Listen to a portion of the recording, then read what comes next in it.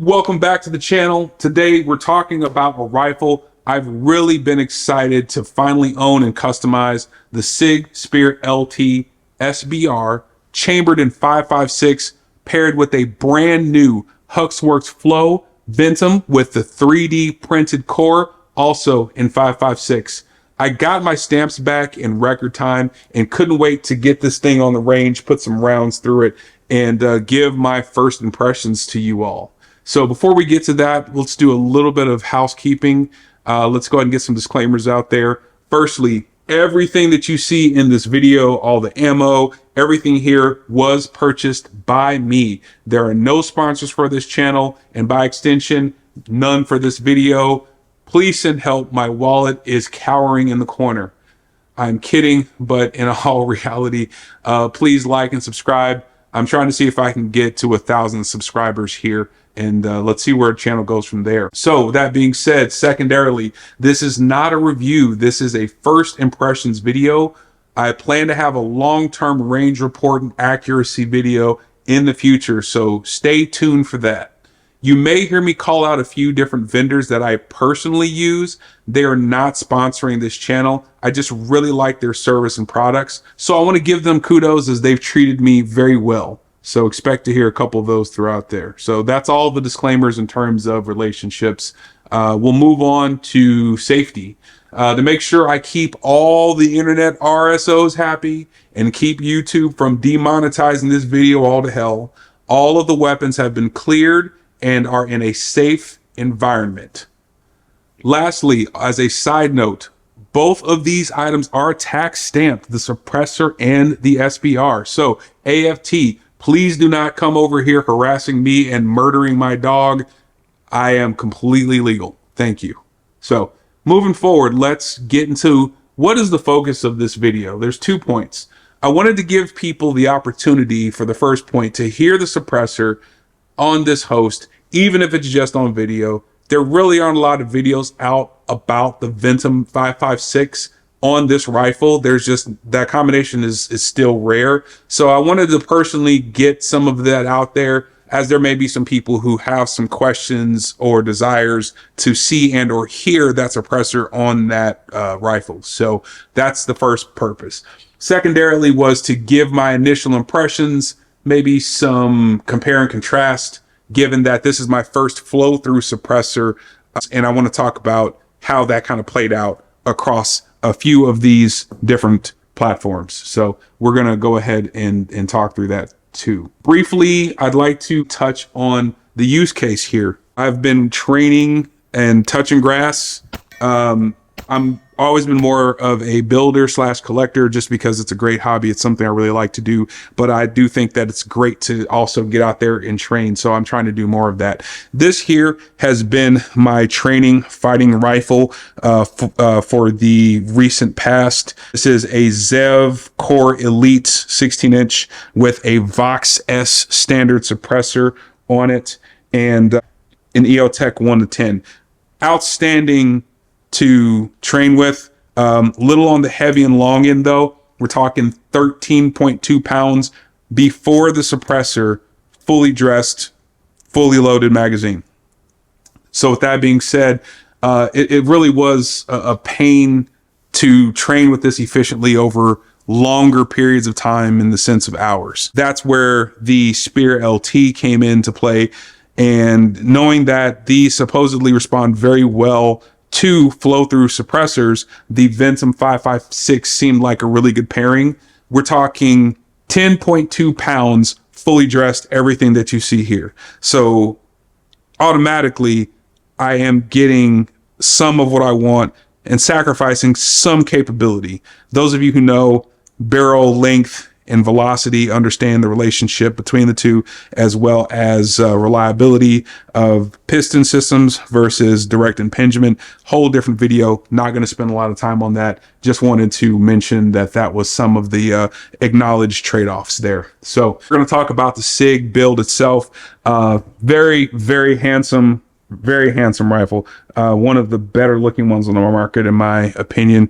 So we'll go from tip to butt, as we all do in the gun world. So again, Ventum 5.56 suppressor with the Q hub adapter that is compatible with the Rearden muzzle that has a single brake on it from either side instead of the double lined up brakes. Real quick shout out to Rearden. They've put a lot of muzzle devices on a vast majority of my rifles. Customer service second to none. They react to and respond to emails very quickly. Highly recommend them. Now, back to the rifle. So Arisaka MCX mount for the Mod Light, which also came from Arisaka. Unity tactical push button. Really fan of those. I love the ergonomics on that.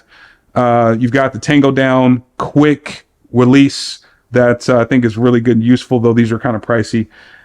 You've got the Comp M5, and then you got the aim point as well, 3X. Just a quick little feedback session on the 3X for those who don't know. I've really dug the aesthetics and usability of this, but the eye relief is abysmal on this. I was ready to trade and get rid of it, and then I got my hands on this, switched this over to this rifle, and with the shortness of the stock paired with the bad eye relief, it actually works out. I'm kind of shocked at how well that pairing is going. So moving on here, we're going to go ahead and talk about the experiences that I had with this. Just a couple of notes I want to point out. The first of which is this was a non-concentric barrel pairing with this suppressor. I didn't have any baffle strikes or end cap strikes. I don't know what the warranty is from Huxwrx, but for those of you who don't know, the core of this suppressor is 3D printed. So if you have a baffle strike or some, and I say baffle with air quotes, or an end cap strike, I don't know what their particular policy is on that. Standard policies on most suppressors are very forgiving. I'll probably do another video on that once I find out the specifics, but so far so good. No issues on that end. For the sound piece of this, I went to an indoor range, so obviously I had my in-ear and over-ear protection. Really wasn't able to get a good feel for what the sound was indoors.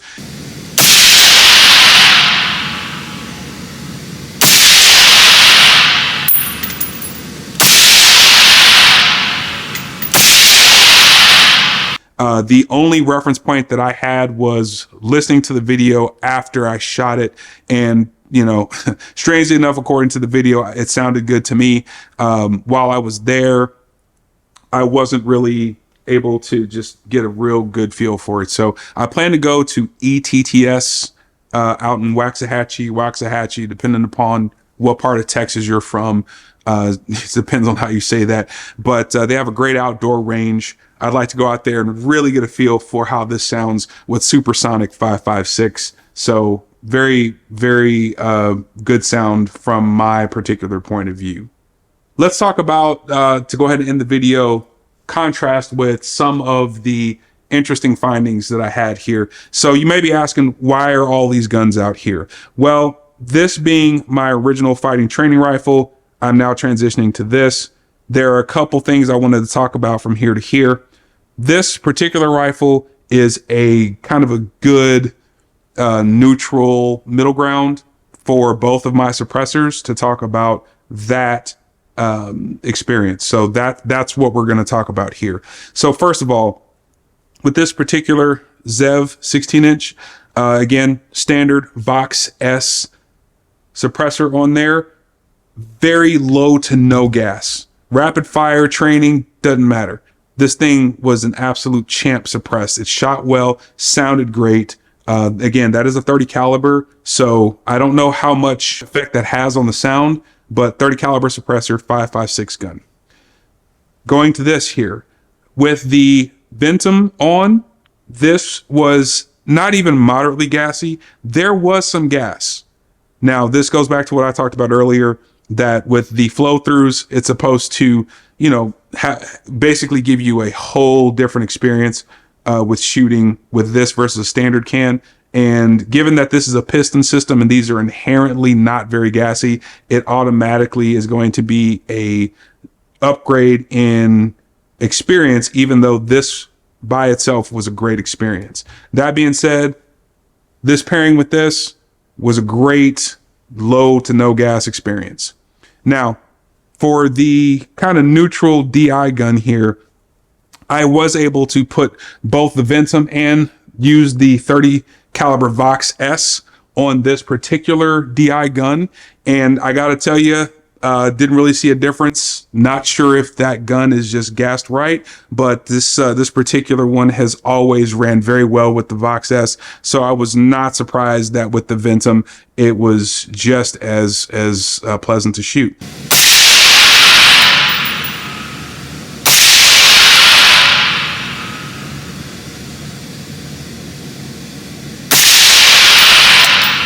We have this 300 blackout Sig MCX Virtus. I use the Vox S and 30 cal on it. Why is this one important? The gassing from that was, I'd say, about the same as it was for this, maybe just a tad bit, little bit more. So when I'm talking about putting this up against a same platform, they're exactly the same. And you have one that's a flow-through suppressor, one that's not a flow-through suppressor, and the gassing is maybe just a tad bit different. That being said, none of these things required any change in the gas blocks. Everything ran stock. That's kind of the end of this video. Overall, I was pleased with this purchase and intend to do a high round count video in the future, specifically on this build. Or I should say on this rifle. I do intend to do a video on that high round count as well and talk about how reliable it's been.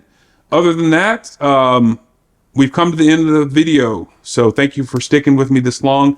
Please hit the like and subscribe buttons if I earned your subscription. And thank you so much for watching my videos. Comment below on anything that you'd like to see in the future, as well as what you'd like or didn't like about this video, so I can make this channel into a great place for you to visit. Thanks again for stopping by.